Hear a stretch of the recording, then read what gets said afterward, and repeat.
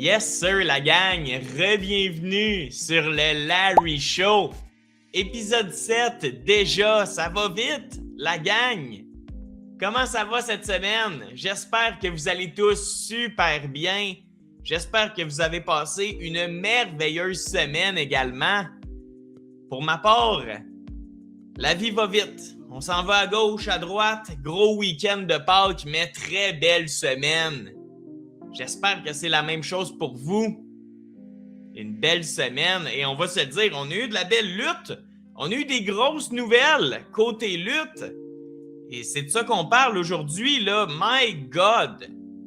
Que la planète lutte parle de ce qui s'est passé à Raw, SmackDown, Stand and Deliver. My God! Immense semaine! Vous allez voir aujourd'hui, c'est un show très spécial, très peu de post-production, beaucoup de live, de photos en direct. Mes photos sont déjà préparées. Ça va être un très beau show, la gang. Beaucoup de points d'actualité que je veux parler avec vous. Épisode 7, si ce n'est pas déjà fait, je vous invite à vous abonner. On a dépassé les 1000 abonnés, ça c'est mission accomplie, mais on veut continuer à agrandir la famille, la communauté sur la chaîne Larry. Vous êtes sur votre Larry Show. Ça, je me force de vous le dire à chaque semaine, mais le Larry Show, c'est ce que vous allez vouloir voir sur le Larry Show. Est-ce qu'on fait des prédictions? Est-ce qu'on fait des jeux, des quiz, des pools? Est-ce qu'on se concentre sur du Watch Party en direct? C'est vous qui avez la clé du Larry Show entre vos mains, la gang. Donc, n'hésitez pas à vous abonner de 1, à commenter ce que vous voulez voir sur le Larry Show et surtout un petit like, ça m'aiderait beaucoup si vous aimez les Larry Show. Ceci dit, 7e épisode, et vous l'avez vu par le titre, mais mon Dieu, est-ce qu'on est à l'aube d'une révolte à la WWE? Première nouvelle, on part le show de même, mais SmackDown, my God, gros opener à Friday Night SmackDown cette semaine. Si vous étiez absent pour l'édition du 3 avril de Friday Night SmackDown, eh bien, ça s'est commencé avec l'entrée de Randy Orton devant son public à Saint-Louis. Et le public en entier, ainsi que tout le monde devant son téléviseur, se posait une seule question. À qui parlait Randy Orton au téléphone? Ça fait des semaines que je vous pose la question sur Instagram, sur TikTok, sur YouTube. À qui parle Randy Orton au téléphone? On a vu tellement de belles théories et shout-out à tout le monde dans les commentaires qui se sont essayés, mais on a eu la réponse, la gang. On a eu la réponse. Qui était l'homme mystère? L'homme inconnu au téléphone avec Randy Orton? Eh bien, on a eu la réponse. Lors de Friday Night SmackDown, lors du opener, sincèrement, je suis encore sur le cul. Mais bon, Friday Night SmackDown, c'est commencé la gang avec le retour de Pat McAfee. Drette d'un chenol à Cody Rhodes, comme on dit en bon français. Pat McAfee est de retour et là, on apprend que les nombreuses discussions qu'avait Randy Orton lors des dernières semaines au téléphone avec quelqu'un d'inconnu, quelqu'un qu'on pensait être dans l'élite de la lutte, être peut-être dans une famille de lutte, parce qu'on se rappelle que Randy a utilisé lui-même au téléphone la phrase « Wrestling has more than one royal family ». Notre tête est tout de suite partie. À qui il parle? À qui il parle?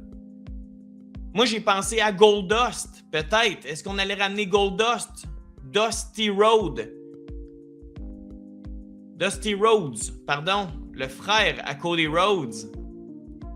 Après ça, les gens pensaient à peut-être dans la famille McMahon. Est-ce qu'on parle de Shane McMahon, Vince McMahon?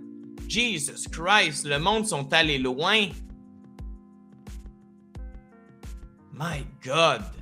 Pat McAfee est la réponse à nos questions, la gang.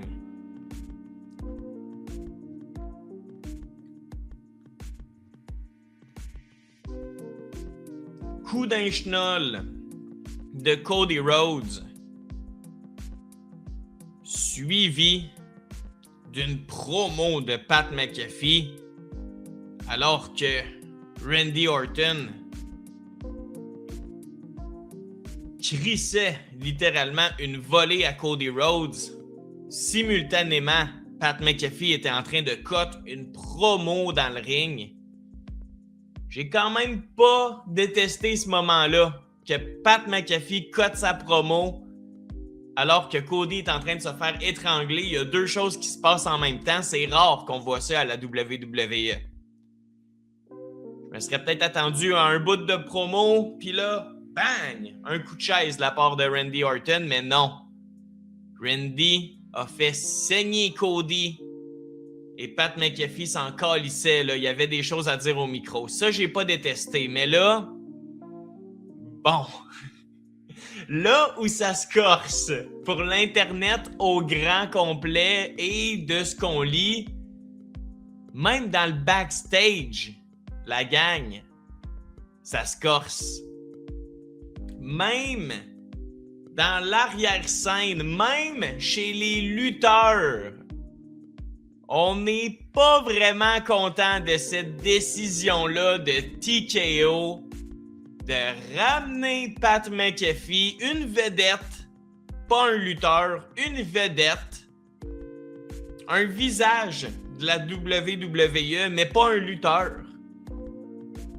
Pat McAfee, après des semaines de build-up, dans ce qui est le programme principal de Friday Night SmackDown, entre Cody Rhodes et Randy Orton, ça fait des semaines que tu nous builds cet appel téléphonique-là.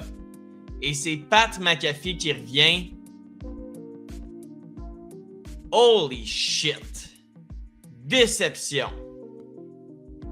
Comment ne pas être déçu? Comment ne pas voir ça pour simplement se dire, bon, ok, Pat McAfee est là pour un court temps, pour un petit money grab de WrestleMania et sincèrement pour mettre des fesses dans les sièges à WrestleMania. Rien de plus. Amener de la visibilité, pas amener de la bonne lutte. Amener des moments sur son Pat McAfee show que je suis même pas capable de dire puis que tout le monde se calisse. The Rock était pas disponible, fait qu'on s'est tourné vers Pat McAfee. Un gros nom sportif. Everybody wants to be in WrestleMania. C'est ça qu'on dit cette année. Là. Tout le monde appelle Triple H pour faire partie de Mania cette année. Mais Chris, je vais arriver sur le cas de Lil Yachty dans pas long, là, mais des célébrités dans des top angles à la WWE, ça me dégueule et c'est ce qu'on voit de plus en plus. Des Jelly Roll, des Lil Yachty qui est pas loin d'un match, des iShowSpeed qui, une chance en Chris qui est bon acteur puis qui est littéralement une super star. Mais tabarnak, je suis capable de vous nommer 4 célébrités actuellement sans même penser à la WWE actuellement en 2026. Ça n'a pas de sens. WrestleMania est parsemé de celebrity wrestlers. Et là, Pat McAfee, la gang. Quel L comme retour. Quel L comme dévoilement. Dans ce qui est, je répète, le plus gros programme, le plus gros angle à SmackDown, Cody contre Randy. Tabarnak! L'Internet s'est enflammé, la gang. Enflammé, ça avait absolument aucun sens. Aucun sens. Quelle déception. Tout le monde aurait été meilleur que Pat McAfee. N'importe quel lutteur aurait fait plus de sens que Pat McAfee. C'est certain que vous avez vu l'Internet au grand complet se péter une coche concernant le retour de Pat McAfee, mais bon, je vous lance la question. Est-ce que le monde capote un peu? Et Pat McAfee est quand même quelqu'un qui va être capable de venir faire du bon boulot à WrestleMania, ou vous auriez aimé, comme moi, legit, n'importe qui d'autre? Pat McAfee. Un commentateur coloré. Voilà la réponse à nos questions. Drôle de scène pour ouvrir Friday Night SmackDown, la gang. Drôle de scène. Regardez cette photo-là. On dirait que tout simplement, là, il s'est mis une paire de lunettes de soleil et là, boum, il est rendu heel, Pat McAfee. Il est rendu heel.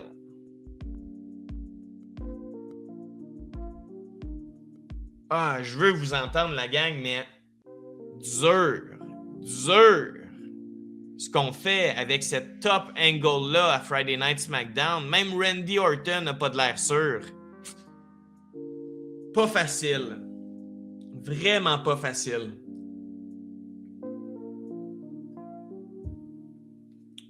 SmackDown est pas facile au grand complet, tout court.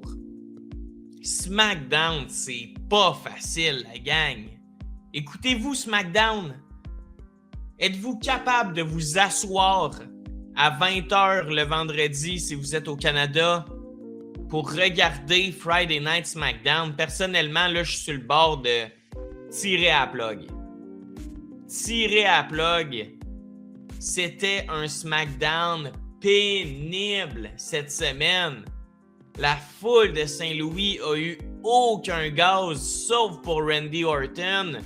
Peut-être des petits glimpses quand Rhea Ripley est arrivée et compagnie, mais boring crowd, boring ass SmackDown. Désolé, là, je fais du très mauvais talk show, là, vous m'entendez, là. Je m'en vais voir ce Cage Match, là, c'est quoi le rating de Friday Night SmackDown. Comment qu'on fait ça, là? Je suis pas très bon avec Cage Match, là. Results. A few moments later. C'était quoi? C'était le 3. Là, Larry, tu feras du montage, là. Ce sera pas bien long, la gang. One eternity later. Il est où, Callis? Ok, il est là. Friday Night SmackDown. Oh my tabarnak de God! Oh my God! Larry fait apparaître ça à l'écran, là. Mais 0.59 pour Friday Night SmackDown. Ben voyons donc. OK, ça a été un SmackDown terrible qui confirme ce que je vous disais, la gang. Un SmackDown pas écoutable. Et pour vrai, s'il y a du monde qui pensait que le départ de Road Dogg de l'équipe créative allait aider en quoi que ce soit le show, qu'on allait reprendre des plumes, ben fuck non, là. Toujours autant de pauses, toujours autant de moments boring. Aïe, aïe, aïe, imaginez, les prix ont jamais été autant hauts et c'est des shows qui sont sur Cage Match à 0.59 sur 10. C'est juste terrible. Il y a 127 votes sur Cage Match qui mettent le show à 0 sur 10. Qu'est-ce que le monde dise? My God! Ah, c'est Pat McAfee. Pat McAfee est dans littéralement tous les commentaires de hate sur Cage Match. Friday Night SmackDown a détesté cette union-là, la gang. Détesté cette union-là. Il n'y a rien qui fait du sens. Oh là là! Oh là là! Saint-Louis a eu de la misère comme foule. Vraiment pas une foule crazy à se garrocher dans les murs. Dur Friday Night SmackDown. Qu'est-ce que j'ai d'autre comme nouvelles du côté de SmackDown? Des pauses, des matchs de piste. C'était pas mal ça, hein? Rhea Ripley, Michin. Victoire de Rhea Ripley, mais comme dirait Homer Simpson, boring! Pour vrai, là, je m'en veux de l'avoir mis en gras, là, mais c'est le meilleur moment du show que je suis sur le bord de vous parler, la gang. Regardez ça, là. Pour de vrai, s'il y a un gars qui a carry un tout petit peu Friday Night SmackDown, c'est fou à dire, mais c'est Danhausen, la gang. Le segment à Danhausen cette semaine était du calice de génie. Et je veux rien entendre. Je veux rien entendre.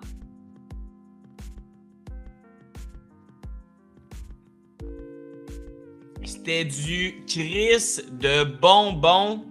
On l'a vu genre 5 fois backstage confronter l'équipe de Kit Wilson et de Miz. Ah, mon Dieu que c'est bon, Danhausen. On a des questions pour Danhausen. Comment on fait pour se faire uncursed? On a des questions. C'est quoi ton but avec toutes ces curses-là?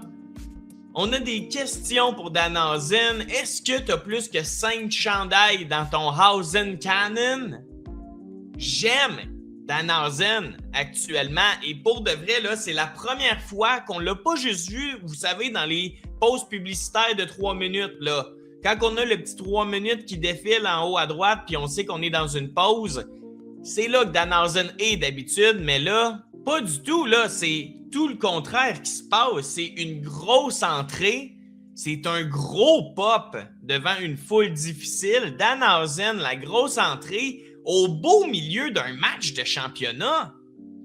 Danhausen, la gang, est intervenu dans un match de championnat, a voulu curse The Miz et Kit Wilson, mais regardez The Miz, hostie que c'est bon, met l'arbitre devant lui et Danhausen curse l'arbitre. Et là, vous vous dites, bon, ok, c'est correct, c'est drôle un petit peu, mais où ça s'en va tout ça? Ben la gang, rappelez-vous que The Miz et Kit Wilson sont eux aussi cursed, donc no way qu'ils allaient gagner ça. Eh bien, ce qui s'est passé, la gang, c'est du putain de génie, là. C'est du putain de génie.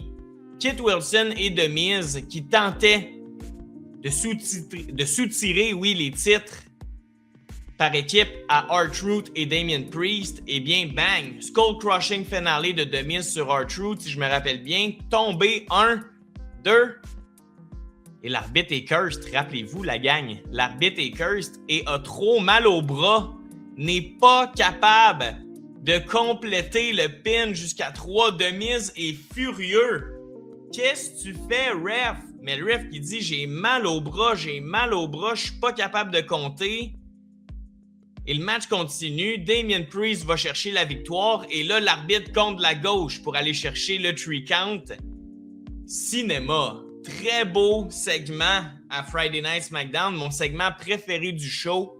Je donne un immense W à pour vrai tout ce que Danhausen fait actuellement. C'est fou de se dire que Danhausen est dans les meilleurs moments, dans les meilleurs segments d'un show.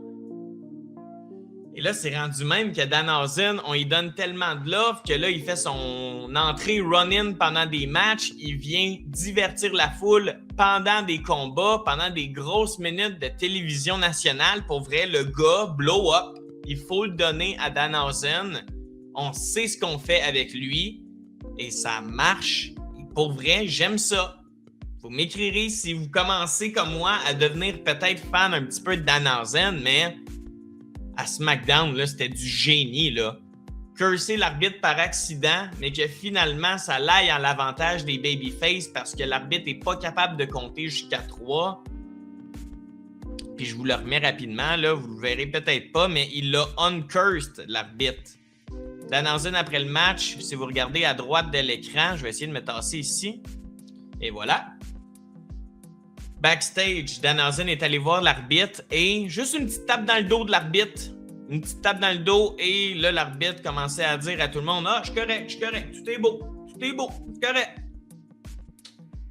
Danhausen, avec une toute petite tape, est capable de uncurse quelqu'un, la gang. Retenez bien ça, mais j'ai hâte de voir où on s'en va. J'espère qu'on a des beaux plans pour toutes ces histoires de curse-là. C'était excellent cette semaine. C'était excellent.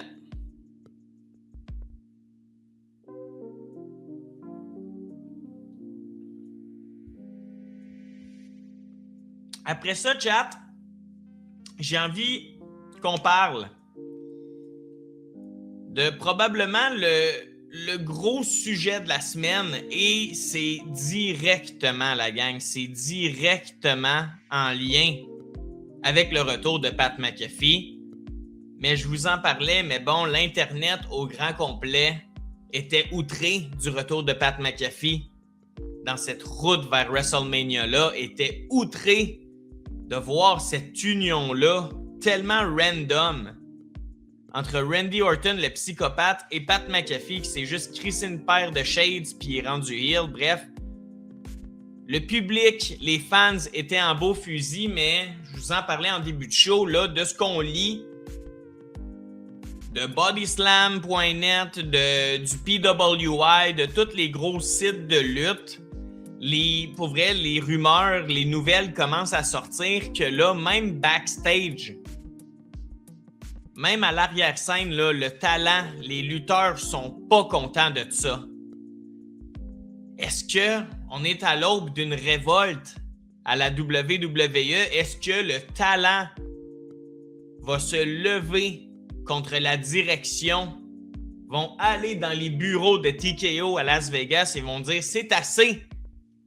C'est assez! » Des Pat McAfee qui volent des main event spots à des lutteurs, des Lil Yachty qui viennent scraper Laura de Trick Williams, des Jelly Roll qui ont opportunité après opportunité, mais calisse, Jelly Roll, là, c'est une célébrité qui a appris à faire un chokeslam, là. Don't tell me otherwise, là. Sincèrement. Mais en tout cas, SmackDown s'est continué avec, de ce qu'on lit, une promo unscript de Cody Rhodes. Une promo même pas planifiée sur le pacing d'avant-show.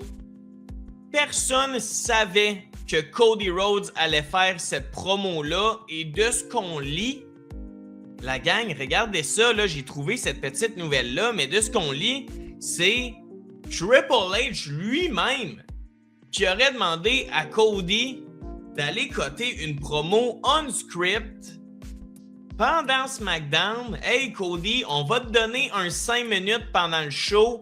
Va nous cote une hostie de grosse promo. Parle du cœur, dit des choses directement au board de TKO. Et pour vrai, donne-nous une petite version d'une pipe bomb. On veut vraiment qu'on ressente qu'une bombe est backstage actuellement et que là, le locker room, le backstage au grand complet est frustré et pour vrai sont prêts à prendre des actions, là. C'est ce qu'on voulait montrer avec cette promo-là de Cody Rhodes qui était excellente, qui venait du cœur, mais tabarnak, que c'était décousu comme promo, là. Cody a shooté du gun sur absolument tout le monde. Et là, de ce qu'on lit, là, Cody Rhodes was reportedly told by the WWE and Triple H to cut this promo unscripted. Et selon, comme les gros sites que je vous disais, là, Body Slam notamment, là, c'est rapporté que plusieurs lutteurs, et notamment des gros noms dans la compagnie, sont extrêmement fâchés du traitement Pat McAfee, du traitement Jelly Roll, Lil Yachty. On est tellement fâchés que année après année, dans cette route vers WrestleMania-là, TKO décide de juste amener des célébrités pour mousser la vente de billets et mousser les ratings, la visibilité et l'audience pour WrestleMania. Et il y a plein de lutteurs. Et là, pour vrai, la révolte s'en vient, selon moi, pour les lutteurs.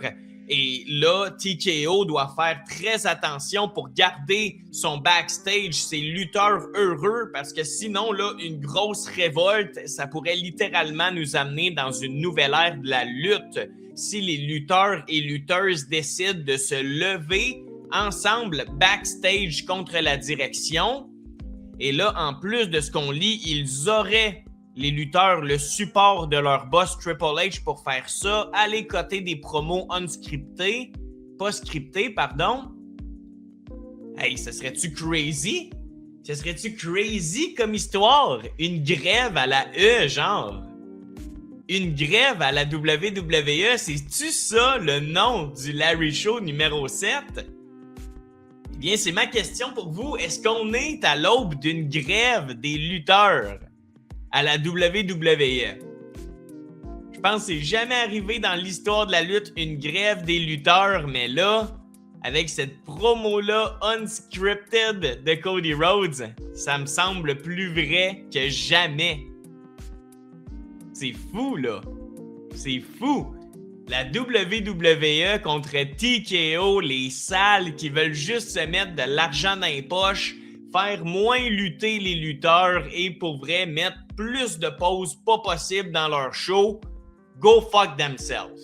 Et je serais vraiment pas contre ça, même si c'est une storyline, même si c'est arrangé, même si c'est un gros angle prévu depuis longtemps. Pour vrai, c'est une storyline qui me parle beaucoup, là, que le backstage se révolte contre ces traitements de faveur offerts à TKO. Je pense aussi à Travis Scott qui a eu un tabarnak de traitements de faveur et qu'on n'a plus jamais revu à la WWE. Le gars est juste littéralement venu scraper un main event de WrestleMania. Donc, comment ne pas être d'accord avec les lutteurs qui doivent être là day in, day out, comme je vous disais, et se font tasser en un claquement de doigts. Fait que ça va être vraiment à suivre, mais grosse storyline à suivre là. Est-ce qu'on est à l'aube d'une grève ou d'une révolte de la part des lutteurs et des lutteuses à la WWE?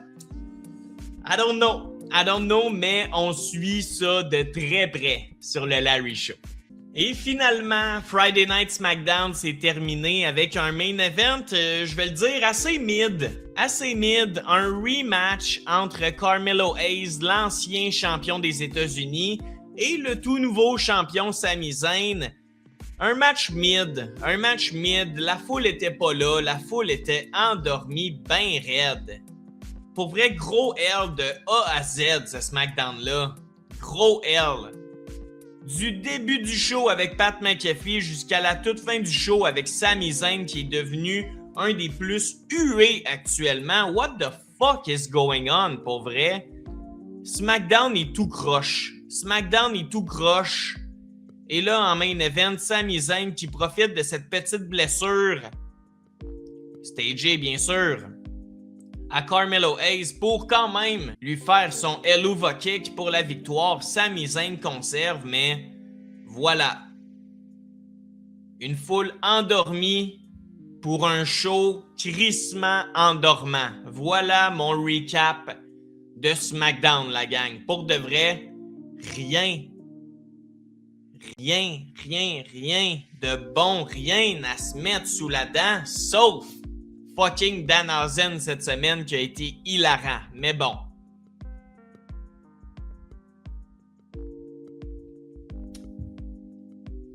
Pour terminer le show, la gang, prenons un petit 10, 15 minutes, je sais pas trop.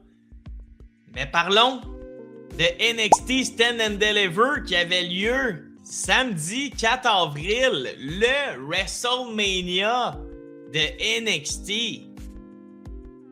Ça avait eu lieu samedi soir. On a eu 5 combats, une belle carte. Cage Match donne à Stand and Deliver 2026 8.95 sur 10.